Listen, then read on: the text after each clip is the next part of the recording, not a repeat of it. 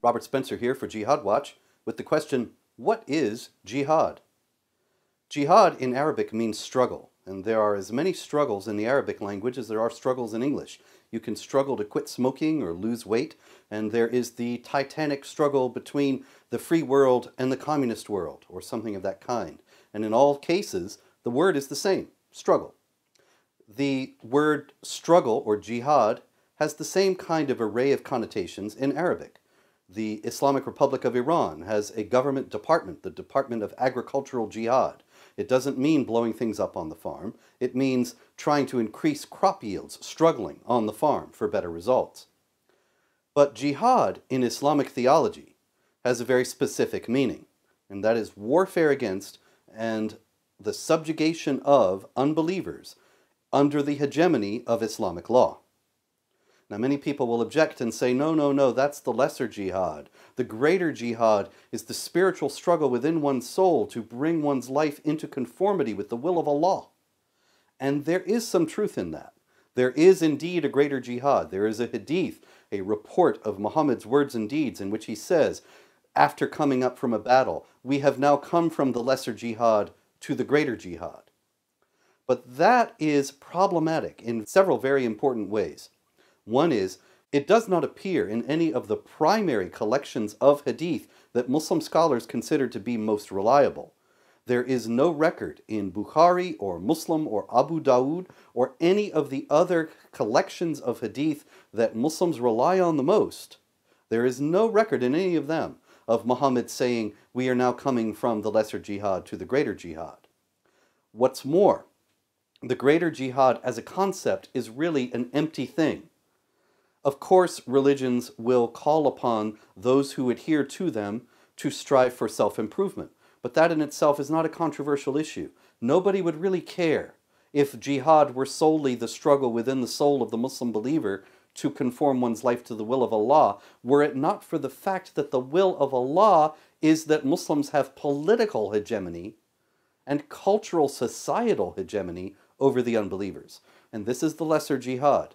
The lesser jihad in Islamic theology is the reason why anybody cares who is not a Muslim about the concept of jihad at all and why it bothers anyone.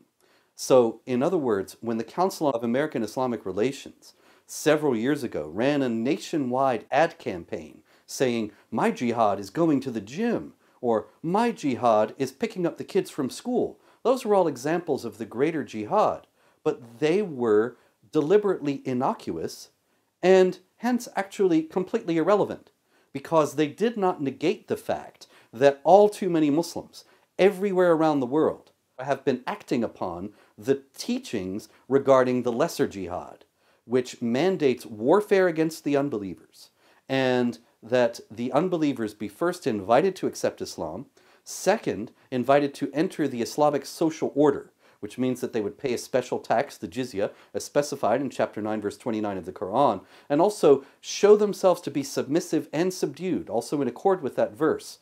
The executors of Allah's wrath on this earth are the Muslims.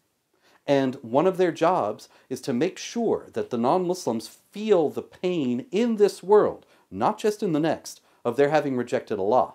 That is the point of the lesser jihad, to make the non-Muslims suffer, to make them accept the institutionalized discrimination, humiliation, and ongoing harassment that entering the Islamic social order or entering the state of dhimitude involves.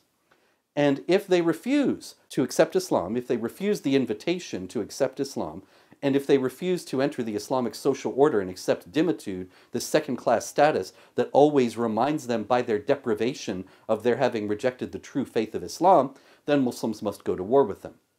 That is the primary meaning in terms of Islamic history and practice of jihad. It is the main meaning that has caused there to be strife throughout history between Muslims and non-Muslims and causes that strife all around the world today.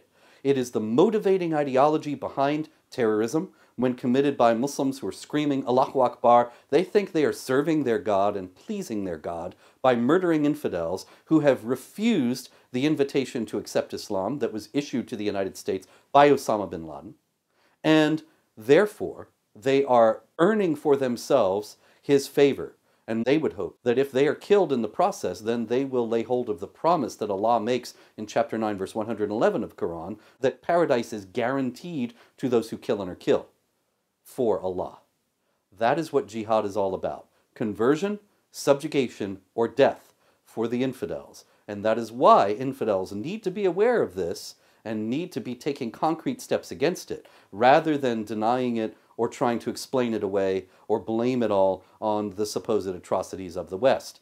Even if the West were pure and pristine and had never done anything wrong, the jihad imperative would still remain within Islamic texts and teachings, and it's not going to go away.